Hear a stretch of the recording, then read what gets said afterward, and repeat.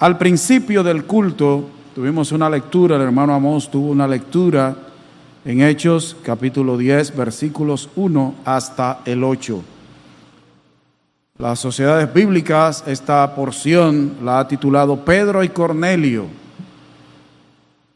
Y la mayoría de la gente, como Hechos, es un libro que lo tienen como histórico, leen todo lo que está allí en Hechos como una historia, como se puede leer algo, una historia a los niños en la escuela dominical, eso fue algo que pasó una vez, etcétera, y se pasan por alto algunos detalles.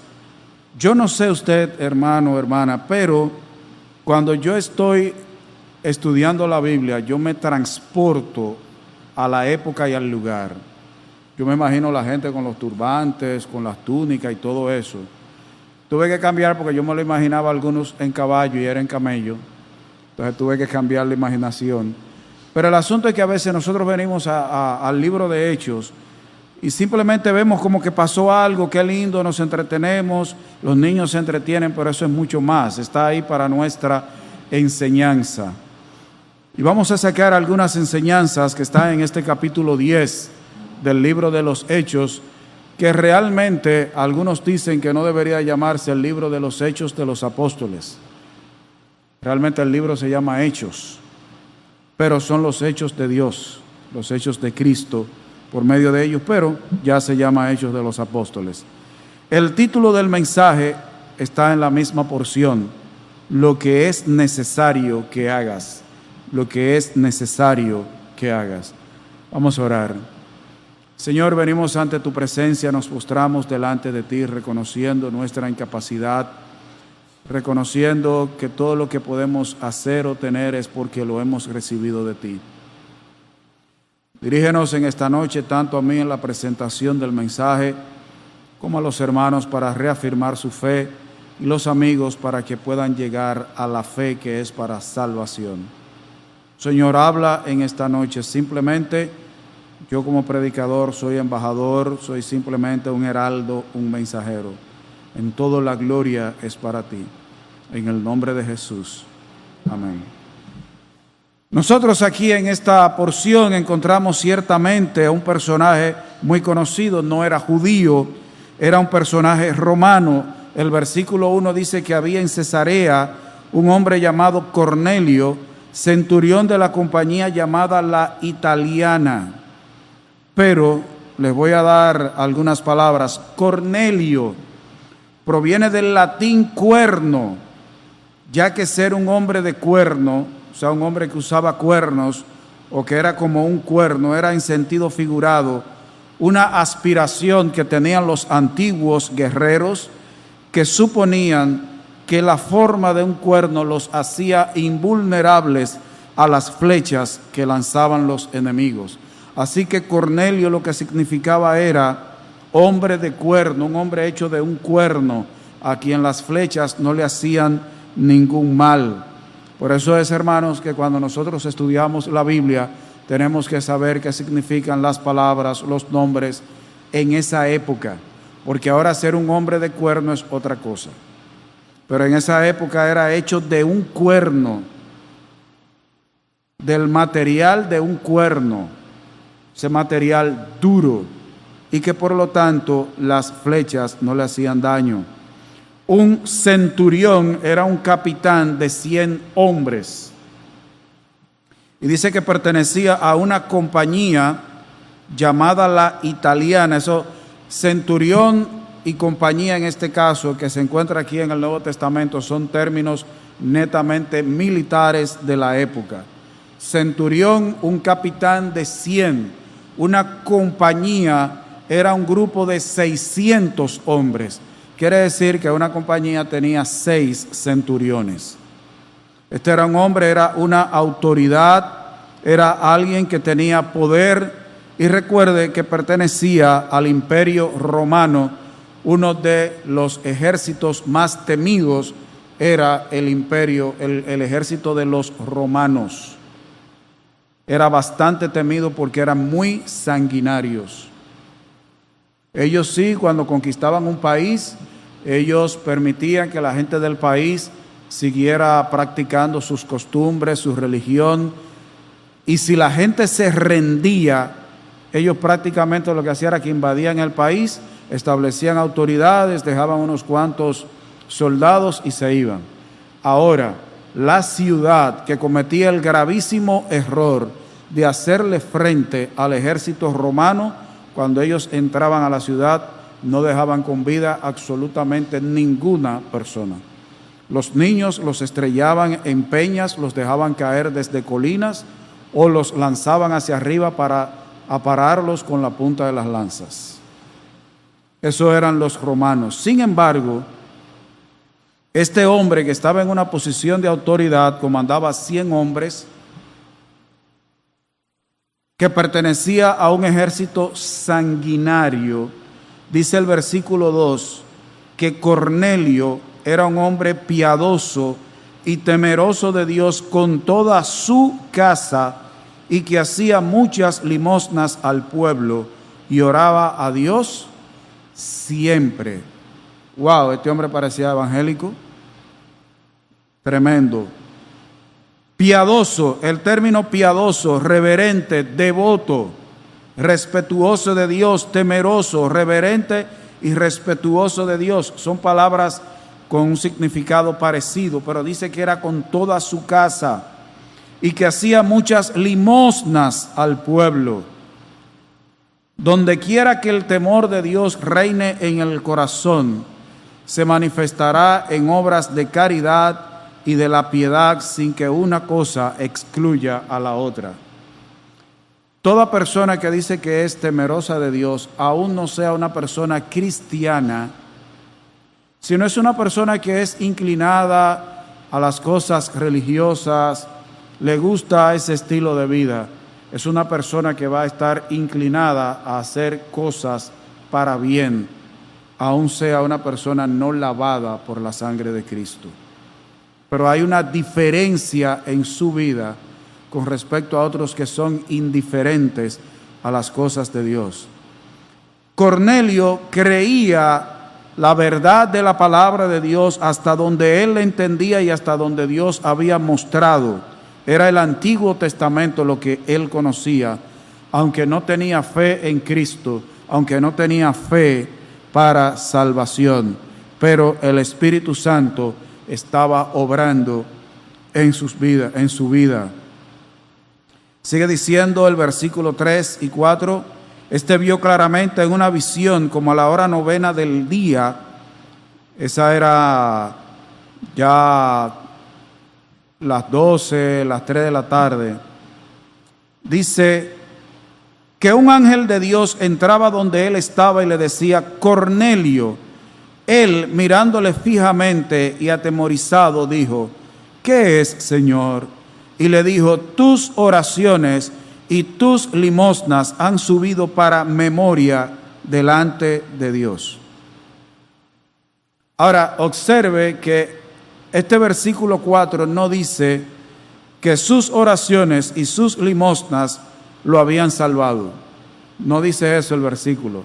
Dice simplemente que sus oraciones y sus limosnas habían subido para memoria delante de Dios. Y la expresión que aquí se usa, que dice memoria, es recordatorio, registro. ¿Qué era lo que Dios a través de este ángel le estaba diciendo? Tus oraciones, tus limosnas, tus obras de caridad, yo las tengo registradas. No es que tú eres salvo por eso. Yo las he tomado en cuenta, yo las sé, yo las conozco. Yo no las he olvidado. Eso es lo que está diciendo, para que no confundamos una cosa con otra. Por algo que dice más adelante. Dios le está diciendo, eso que tú has estado haciendo con el pueblo, esa piedad, esa devoción, ese temor, no va a ser olvidado, no es olvidado. Y es bueno que nosotros, esto sirva también para nuestra enseñanza a los cristianos. Dice la palabra de Dios que las obras que nosotros hacemos, las cosas buenas que nosotros hacemos, nuestro trabajo en el Señor no es en vano. ¿Cree usted que si Dios tenía registradas las obras de Cornelio, un hombre que todavía no era cristiano, no va a tener registradas, no va a tomar en cuenta la vida del cristiano? Sí, y la del incrédulo también. No era solo la de Cornelio. Dios tiene un registro de la vida de cada uno. Dios toma en cuenta la vida de cada uno. En este caso, para una cosa, pero Dios todo lo toma en cuenta. Dios no pasa por alto absolutamente nada, ni en la vida del cristiano, ni en la vida del que no es cristiano. Ahora, Dios sigue hablando con Cornelio y le dice en el versículo 5, envía pues ahora hombres a Jope, a otra ciudad, y haz venir a Simón, al que tiene por sobrenombre Pedro, al que él mismo le puso ese sobrenombre. Este posa en casa de cierto Simón curtidor, que tiene su casa junto al mar.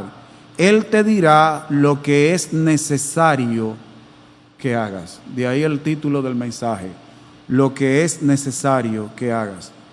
Pero venga acá, este hombre piadoso, temeroso de Dios, da limosnas al pueblo, ora siempre, y Dios le está diciendo que mande a buscar a Simón, a Pedro, que él le dirá lo que es necesario que haga. Pero ¿qué más es lo que tiene que hacer? Pero que da limosnas, que ora, pero ese hombre es un hijo de Dios, pero ese hombre era salvo, que tenía que hacer más. Y esto aquí de lo que es necesario es obligatorio. Hay algo que es obligatorio. Yo recuerdo tus obras, yo las tengo registradas, yo las tomo en cuenta, pero manda a buscar a Simón, a Pedro, porque hay algo que es obligatorio que tú hagas.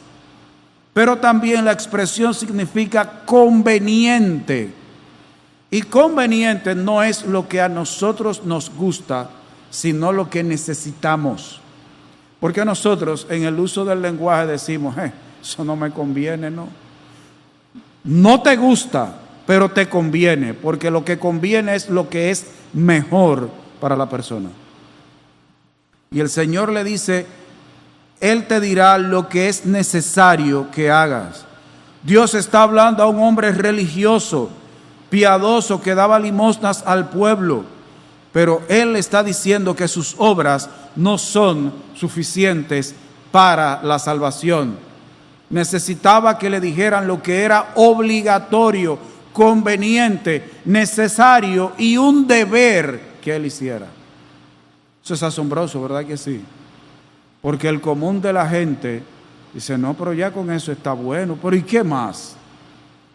Es que ni tu piedad, tu religiosidad, tus limosnas, tus oraciones no llenan la medida de las exigencias de Dios.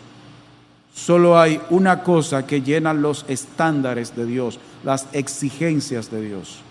Nuestros propios medios o lo que nosotros creemos que es lo conveniente para nosotros, Dios dice que no. Hay otra cosa que es necesaria, conveniente, obligatoria, que sin eso no hay salvación. Y ahí el versículo 7 en adelante hasta el 16 dice, ido el ángel que hablaba con Cornelio, este llamó a 2 de sus criados y a un devoto soldado de los que le asistían, a los cuales envió a Jope después de haberles contado todo. Él no esperó, él mandó sus asistentes y entre ellos a un hombre devoto también, para que fueran a Jope a buscar a Simón Pedro. Pero al día siguiente, mientras ellos iban de camino, paralelo a su viaje, estaba sucediendo algo con Pedro, versículos 9 hasta el 16, que simplemente los voy a leer. Al día siguiente, mientras ellos iban por el camino y se acercaban a la ciudad, Pedro subió a la azotea para orar cerca de la hora sexta, y tuvo gran hambre y quiso comer. Pero mientras le preparaban algo, le sobrevino un éxtasis, y vio el cielo abierto y que descendía algo semejante a un gran lienzo, que atado de las 4 puntas era bajado a la tierra, en el cual había de todos los cuadrúpedos terrestres y reptiles y aves del cielo. Y le vino una voz: levántate, Pedro, mata y come. Entonces Pedro dijo: Señor, no, porque ninguna cosa común o inmunda he comido jamás. Volvió la voz a él la segunda vez: lo que Dios limpió, no lo llames tú común. Esto se hizo 3 veces y aquel lienzo volvió a ser recogido en el cielo. Mientras los enviados de Cornelio iban por el camino, sucedió algo con Pedro. Y es que Dios le baja un lienzo con diferentes carnes de diferentes tipos de animales para que Pedro comiera. Y Pedro dijo que no iba a comer. Y si usted y yo hubiéramos estado ahí, también decíamos que no. Porque los judíos eran muy estrictos en ese asunto de lo que comían. Y en el caso, por ejemplo, de reptiles, comer un reptil, wow. Aquí la gente se tira su chicharrón de culebra, pero un judío comer un chicharrón de culebra, ni untarse el aceite en la rodilla, como hacen algunos, diga, para el reumatismo.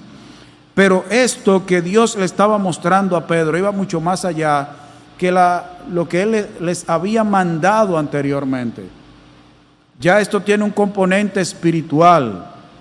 Esto era una enseñanza para Pedro. ¿A quién ustedes creen que se refería este lienzo? A Cornelio y a los que él había mandado. Porque así como los judíos eran cuidadosos con lo que comían, eran cuidadosos para juntarse con los gentiles. Y aún para entrar y comer o estar en la casa de un gentil, eran todavía mucho más estrictos. Muy cuidadosos con eso. Recuerden que a Cristo le reclamaban, a Jesús le reclamaban porque comía con cierta gente. Y con un soldado romano, un centurión, con el invasor, con el que tenía el país subyugado, iba a ser muy doloroso para Simón, para Pedro. Entonces el Señor le envía toda aquella visión. Eso tenía ese componente. Ya en los versículos 17 en adelante, Pedro estaba perplejo, quiere saber lo que aquello significa, y llegan los hombres que envió Cornelio. Y el Señor, por el Espíritu, le dice que 3 hombres lo buscan. Ahí él entra en el diálogo con estos hombres. Estos hombres le dicen en qué ellos andan, le hablan de todo el envío de Cornelio. Ahí el apóstol Pedro sale con ellos hasta que llegamos al versículo 25. En el 24 dice: al otro día entraron en Cesarea y Cornelio los estaba esperando, habiendo convocado a sus parientes y amigos más íntimos. Era prácticamente un culto lo que había convocado Cornelio. Dice: cuando Pedro entró, salió Cornelio a recibirle y postrándose a sus pies, adoró. Mire lo devoto que era este hombre. Que llega un siervo de Dios, ¿y qué hace él? Un soldado romano, el invasor, pero llega un hombre de Dios. Este hombre se postra a sus pies y le adora. ¿Y qué hizo Pedro? Le extendió la mano para que se la besara. Ah, no. Mas Pedro le levantó diciendo: levántate, pues yo mismo también soy hombre. La religiosidad de Cornelio, que fue capaz de arrodillarse, de humillarse ante un hombre de Dios. Pero más notable fue la actitud de Pedro, que no aceptó la adoración y la gloria que solo corresponden a Dios. No la aceptó en vida, y algunos quieren darle esa adoración, ya muerto Pedro. Y el sustituto de Pedro, la acepta. ¿Qué cosa? Pedro no aceptó adoración. Él levantó a Cornelio. Pero el sustituto de Pedro extiende la mano con un anillo para que se la besen. ¡Wow! Él no representa a Pedro nada. Tremendo. Ahí este hombre es parado por Pedro. Dice el 27, y hablando con él, entró y halló a muchos que se habían reunido y les dijo: vosotros sabéis cuán abominable, y abominable significa que da ganas de vomitar, cuán abominable es para un varón judío juntarse o acercarse a un extranjero. Pero a mí me ha mostrado Dios que a ningún hombre llame común o inmundo. ¿Entendió Pedro la visión? No eran los animales, era el hombre, a Cornelio, a quien él envió a los que estaban reunidos. Pedro entendió que a ningún hombre él debía llamarle común o inmundo. Tremendo. Por lo cual, al ser llamado, vine sin replicar. Así que pregunto: ¿por qué causa me habéis hecho venir? Entonces Cornelio dijo: hace 4 días que a esta hora yo estaba en ayunas, y a la hora 9, mientras oraba en mi casa, vi que se puso delante de mí un varón con vestido resplandeciente, y dijo: Cornelio, tu oración ha sido oída, y tus limosnas han sido recordadas delante de Dios. Envía pues a Jope, y haz venir a Simón, el que tiene por sobrenombre Pedro, el cual mora en casa de Simón, un curtidor, junto al mar, y cuando llegue, él te hablará. Así que luego envié por ti, y tú has hecho bien en venir. Ahora pues, todos nosotros estamos aquí en la presencia de Dios para oír todo lo que Dios te ha mandado.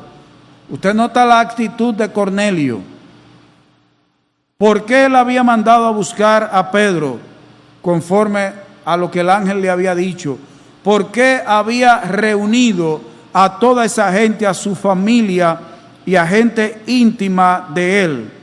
Porque quería oír todo lo que Dios te ha mandado. Qué tremenda actitud de un ser humano, pecador igual que usted y que yo. Pero él quería oír el qué, palabra de Dios. Y esa debe ser la actitud de nosotros que ya somos hijos de Dios. Oiga, Cornelio reunió a esa gente con ese propósito. ¿Y nosotros? ¿Con cuál propósito debemos reunirnos también? Aparte de adorar, glorificar, escuchar lo que Dios manda a decir a través de sus siervos. Entonces Pedro, abriendo la boca, dijo: en verdad comprendo que Dios no hace acepción de personas. O sea, Dios no hace distinción. Acepción es hacer distinción sin causa justificada. Dios no hace acepción de personas. Delante de Dios, todo ser humano, ¿qué es? Pecador. Pecador. Dios no hace acepción de personas en ese sentido. No hay nada que justifique. Y cuando Dios salva, no es que Él ha hecho acepción, es que ha tenido gracia y misericordia, que es otra cosa diferente. Sino que en toda nación se agrada del que le teme y hace justicia. También en República Dominicana, aunque Pedro no la conocía, estamos incluidos. Aún en la República Dominicana Dios se agrada del que le teme y hace justicia. Dios envió mensaje a los hijos de Israel anunciando el evangelio de la paz por medio de Jesucristo. Este es Señor de todos. Entonces, ¿qué comenzó Pedro a hablar? el Evangelio, las buenas nuevas. Dice que Dios envió mensaje a los hijos de Israel, y ese mensaje es que el Evangelio de la paz por medio de Jesucristo. ¿Por qué el Evangelio de la paz? Por dos razones. Que Dios en Cristo estaba reconciliando consigo ¿a quién? Al mundo, pero que también entre dos pueblos estaba uniéndolos en Cristo. En la iglesia se encuentran judíos y no judíos, judíos y gentiles, pecadores todos. Pero a través de Cristo Dios nos reconcilia con Él. Por eso es el Evangelio de la paz. No es el Evangelio que te quita tus problemas que tú puedas tener psicológicos. No es el Evangelio que te quita tu baja autoestima. No, es el Evangelio de la paz entre Dios y el hombre. Pero que es a través de ¿quién? De Jesucristo. Por medio de Jesucristo. ¿Por medio de quién es que el Señor hace la paz entre el ser humano y Él? Por medio de Jesucristo. Y fíjese lo que dice al final del versículo 36. Este es Señor de todos. Pregunto, ¿es posible creer en Cristo como Salvador y no como Señor? Es imposible. Es totalmente imposible. Hay personas que dicen, no, cuando hay alguien que dice que ha creído en Cristo, que hace una profesión de fe, pero su vida no lo demuestra, dicen, no, lo que pasa es que él ha creído en Cristo como Salvador, pero todavía no cree en Él como Señor. Eso es un disparate cósmico. En Cristo, el que cree en Cristo es en Cristo. Él no solo es Salvador, Él es Señor de todos. Ahora, que una gente no lo quiera reconocer o aceptar, eso es rebeldía. Y el que no acepta el señorío de Cristo en su vida tampoco es salvo. No se puede separar una cosa de otra. Cristo es el que reconcilia con Dios, es el Salvador, pero es el Señor, el amo, el dueño, el que manda, la autoridad máxima. Este versículo está hablando de Cristo como el mediador entre Dios y los hombres. No es el Papa, es Cristo, no es María, es Cristo, no son los santos, es el santo y el que santifica. Ese es el medio. Aquí está hablando de Cristo como mediador y de Cristo como Señor en el mismo versículo. No me lo separe. Es imposible. Es imposible. Dice, vosotros sabéis lo que se divulgó por toda Judea, comenzando desde Galilea, después del bautismo que predicó Juan. Cómo Dios ungió con el Espíritu Santo y con poder a Jesús de Nazaret, y cómo éste anduvo haciendo bienes y sanando a todos los oprimidos por el diablo, porque Dios estaba con él. Y nosotros somos testigos de todas las cosas que Jesús hizo en la tierra de Judea y en Jerusalén, a quien mataron colgándole en un madero. A este levantó Dios al tercer día e hizo que se manifestase, no a todo el pueblo, sino a los testigos que Dios había ordenado de antemano, a nosotros que comimos y bebimos con Él después que resucitó de los muertos, y nos mandó que predicásemos al pueblo y testificásemos que Él es el que Dios ha puesto por juez de vivos y muertos. De este dan testimonio todos los profetas, que todos los que en Él creyeren recibirán perdón de pecados por su nombre. Pedro les está hablando el Evangelio, el verdadero Evangelio, el de la paz, el de la reconciliación, el de perdón de pecados. Él está diciendo, Cristo nos mandó a predicar al pueblo, a ser testigos de Él. Cuando nosotros estamos predicando el Evangelio, estamos siendo embajadores, estamos siendo testigos, no en la misma magnitud en que lo fue Pedro, porque él estuvo ahí cara a cara en persona con el Señor, pero nosotros somos testigos de lo que el Señor ha hecho en la vida de cada uno de nosotros y en lo que todavía está haciendo en nosotros, con nosotros y a través de nosotros. Testigos, decir lo que Cristo había dicho que dijeran, lo que Cristo había hecho. Y aquí dice que él debía decir dentro del Evangelio que Cristo es a quien Dios ha designado como juez de todos. ¿Qué dice Juan 5:22?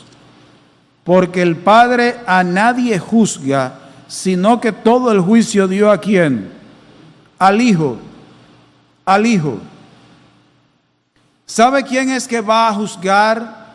Y aquí juzgar tiene que ver con hacer juicio ya para condenación. Aquí, porque hay dos palabras que se usan para juicio. Hay una que es juicio, que significa discernir, hacer distinción entre una cosa y otra. Pero aquí este juicio, juez de todos, tiene que ver ya con la condenación. En este caso, todo juicio ha dado ¿a quién? Al Hijo. ¿Y qué dice 2 Corintios 5:10?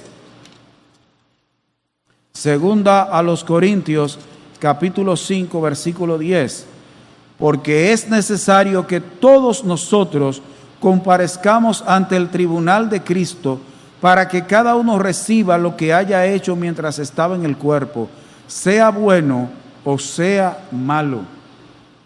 Ya aquí cuando dice que todos nosotros, ya aquí no es para condenación, ya aquí es para galardonar a los que han creído, para dar galardones a los que han creído. Es necesario que estemos delante del Señor. Ahora, ¿quién es el juez de vivos y muertos? Es Cristo. Ese a quien la gente rechaza y ese de quien el mundo no quiere que se le predique. Fíjese que aquí dice que Cristo anduvo haciendo ¿qué? Bienes. Y usted se pregunta, ¿por qué odian al Señor? Realmente el mundo odia a Cristo, aborrece a Cristo. ¿Por qué? Precisamente por eso, porque Él es luz, Él es santo, Él es bueno. Es todo lo contrario de lo que es el mundo, que es tiniebla, es depravado, es malo, que no hay bueno ni aún uno. Anduvo haciendo bienes. ¿Y qué más dice allí la palabra de Dios? No solo que estuvo haciendo bienes, sino que sanando a todos los oprimidos por el diablo. Pero el mundo es tan malo que por eso no quieren saber del Señor.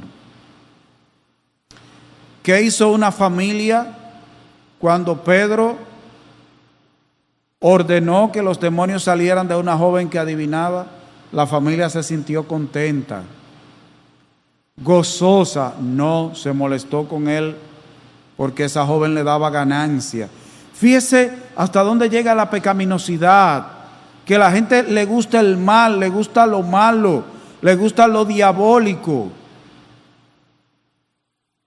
Por eso aborrecen al Señor y por extensión a nosotros. A nosotros. Me resulta llamativo estos comentaristas que están en la radio, en la televisión y son muy moralistas, pero cuando se menciona la palabra de Dios, cuando se menciona lo que los cristianos piensan sobre los grupos LGBT, sobre el video del tipito con el peluche que fue a la escuela a darle besos y abrazos a su novio, dicen, esos son unos anacrónicos, esos están atrasados, y eso, pero son moralistas, pero de doble moral, porque eso es lo que ellos aman. Y como Dios aborrece esas cosas que ellos aman, aborrecen al Señor. Pero Cristo lo que anduvo fue haciendo bienes. ¿Dónde estuvo el problema? Es que Cristo es luz y el mundo ama más las tinieblas que la luz, porque sus obras son malas. Pero a ese que el mundo aborrece es el que los va a juzgar. Y mucho más, él le dijo a un grupo que las palabras que él había hablado le iban a servir un día para juzgarlos a ellos. Ese es el juez. Pero mucho más que eso, dice la palabra de Dios en el versículo 43, de este dan testimonio todos los profetas, que todos los que en él creyeren recibirán ¿qué? Perdón de pecados por su nombre. Es necesario creer. Y la expresión aquí creyeren, todo el que en él creyere recibirá perdón de pecados por su nombre, bajo la autoridad de su nombre. La expresión creer aquí, creyeren, es tener fe, confiar el bienestar espiritual al Señor, encomendarse a Él, pero a Cristo, creer en Él, creer en su obra, para recibir el perdón de pecados por el poder y la autoridad de su nombre. Eso era lo que le era necesario hacer a Cornelio, lo que sus oraciones, sus limosnas, su religiosidad no podían otorgar a Cornelio. Eso era lo que era necesario hacer. Creer en el Señor, confiar en el Señor, encomendarse al Señor, considerar, creer, fiar que el bienestar espiritual de cada uno está en las manos del Señor cuando creemos en Él. Eso le era necesario a Cornelio. Y yo te hago una pregunta. ¿Tú crees que en el caso tuyo es diferente? ¿Tú crees que en el caso tuyo es diferente a lo que sucedió con Cornelio? También tienes que creer en Cristo. Tienes que confiar en Cristo. Tu alma, el bienestar eterno de tu alma, debes confiarlo al Señor. No es a la iglesia bautista, no es a la iglesia tradicional, no es a la religión. Y miren qué incongruencia hay en el corazón del ser humano. Que hay gente que dice que cree en Dios, pero le confía el bienestar eterno de sus almas a los demonios. A los demonios. Porque la gente que cree en la lectura de la taza, en la baraja, en el horóscopo, en Prillé y en todo eso, está encomendando el bienestar de su alma al diablo y a los demonios. Ahora, yo les pregunto, ¿realmente tendrá bienestar su alma por la eternidad confiando en ellos? No. Van a ser destruidos juntos con el diablo y sus ángeles. ¿Y qué sigue diciendo la palabra de Dios? ¿Qué pasó? Pedro habló el evangelio, lo que era necesario que Cornelio hiciera, oír el evangelio, creer esa palabra. ¿Y qué pasó? Dice la palabra de Dios allí, el versículo 44. Mientras aún hablaba Pedro estas palabras, el Señor no lo dejó terminar. Dice, mientras hablaba todavía, el Espíritu Santo cayó sobre todos los que oían el discurso. ¿Cuándo fue que el Espíritu Santo vino a Cornelio? Mientras hacía oraciones, daba limosnas al pueblo, mientras era un religioso devoto. No, cuando escuchó la palabra del Evangelio de salvación en Cristo. ¿Qué fue lo que sucedió en Cornelio? Que entonces tuvo fe para salvación. Creyó en el Señor. Dice que el Espíritu Santo cayó. Ellos acababan de escuchar el Evangelio presentado de una manera sencilla. Esa presentación, mire, yo soy un un amante de la homilética, que es el arte de preparar y presentar mensajes. Pero este mensaje de Pedro no tuvo introducción, desarrollo, conclusión, aplicación. No, fue el Evangelio. El Evangelio. Sencillo. Y el Espíritu Santo cayó sobre esta gente. Ahora, la palabra cayó, para nosotros caer, fue como que el Espíritu Santo fue un golpe. No. La expresión que cayó fue que los abrazó con afecto. Está hablando de una manera tierna, que el Espíritu Santo los abrazó con afecto, los agarró, descendió, se echó sobre ellos, y aún esta expresión significa se recostó. Está hablando de intimidad, de ternura. El Espíritu Santo vino, cayó a ellos. Dice, sobre todos los que oían el discurso. El Espíritu Santo hace la obra de salvación en las vidas de quienes han estado escuchando. Da vida a muertos espirituales, a los religiosos. Pero ¿qué fue lo que hubo que hacer primero? Predicarle el Evangelio a Cornelio y a todos los que estaban con él. Todos necesitan escuchar el Evangelio proclamado, que el Evangelio les sea anunciado. Es el medio escogido y designado por Dios para salvación. ¿Qué dice Marcos 16:15? Que nosotros lo sabemos de memoria, e incluso hay una iglesia aquí que se llama así, Marcos 16:15. Es un mandato de parte del Señor.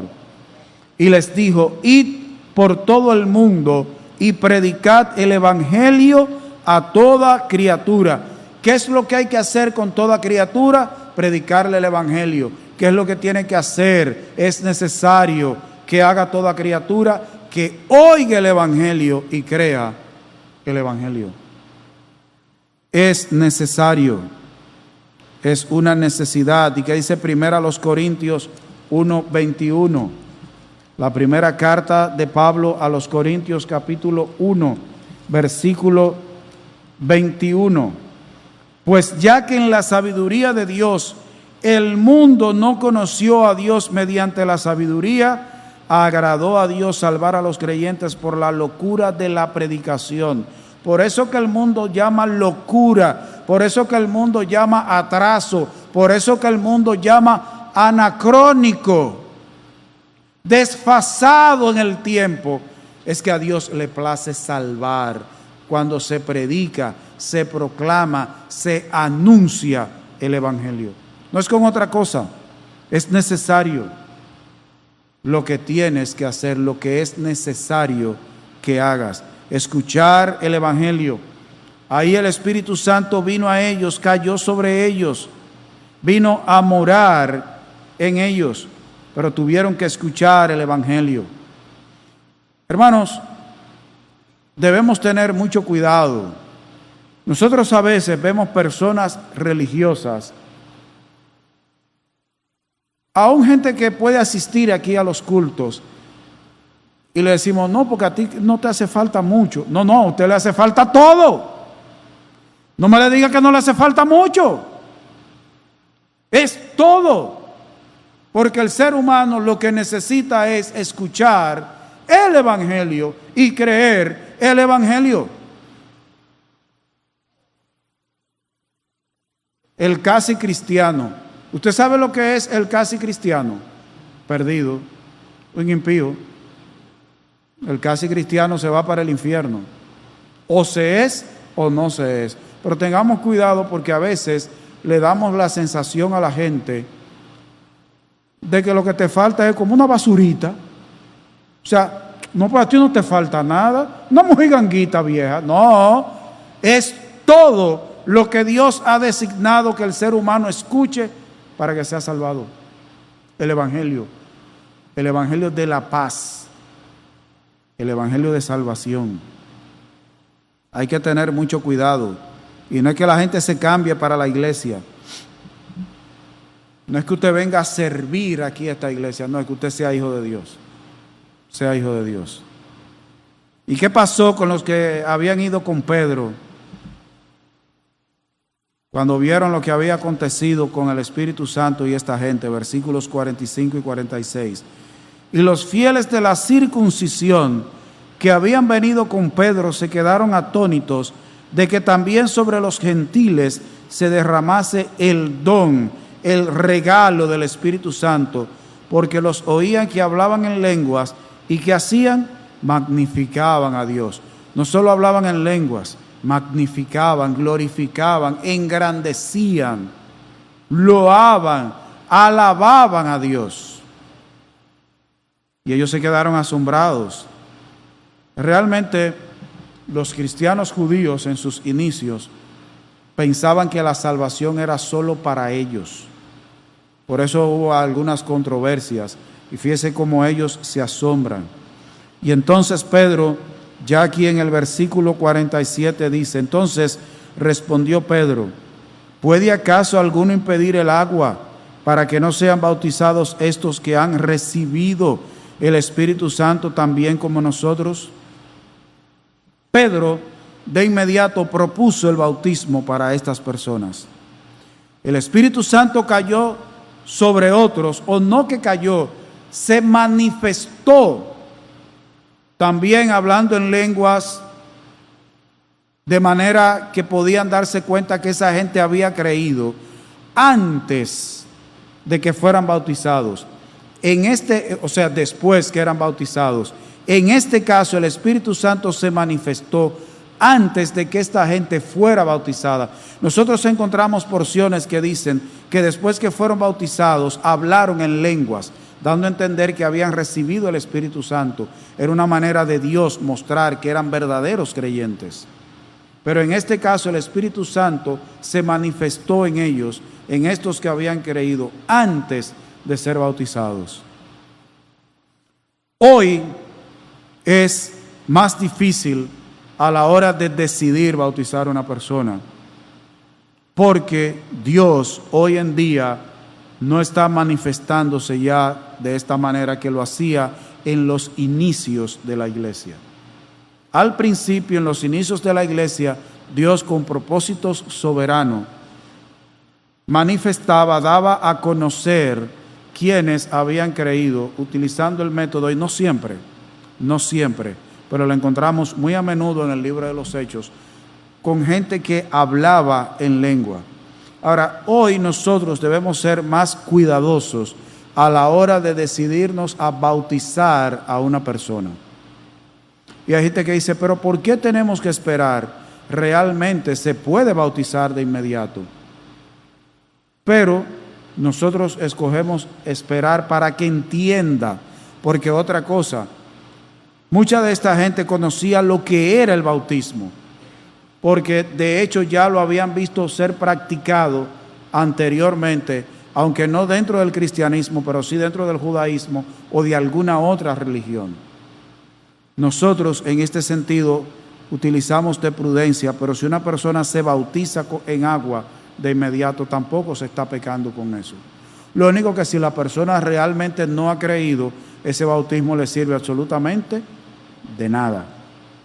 Y cuando crea de verdad, hay que bautizarlo. Dice, no, porque yo me bauticé antes, te sirve de nada. Así que si a ti te bautizaron, ya sea que te echaron agua, sea que te sumergieron, si realmente tú no creíste, eso te sirvió de nada.